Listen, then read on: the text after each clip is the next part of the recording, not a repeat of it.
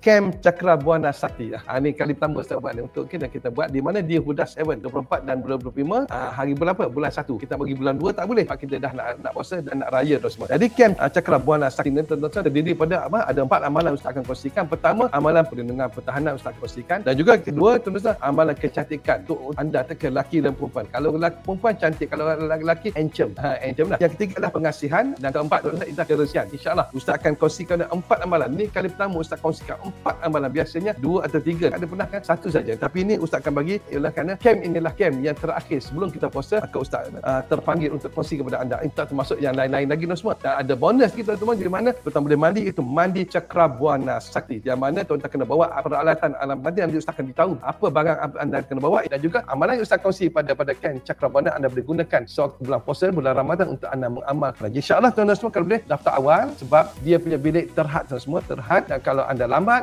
maka anda terpaksa duduk di luar. Kalau anda nak bawa family kan, nak bawa anak isteri, suami apa semua, anda boleh bawa. Kita ada sungai di bawahnya, insyaAllah di situ tempat kita akan mandi. Ustaz sendiri akan mandikan anda, itu mandi Cakra Buana Sakti. Tapi kali ini adalah lain sikit, yang Ustaz akan suruh anda bawa peralatan tersebut, insyaAllah. Jadi jom, kalau anda ingin dapat perlindungan, anda ingin dapat kecantikan, anda ingin dapatkan keresian, dan juga anda akan dapat pengasihan, maka join pada 24 bulan dan 25 bulan itu dalam camp Cakra Buana Sakti. Assalamualaikum warahmatullahi wabarakatuh.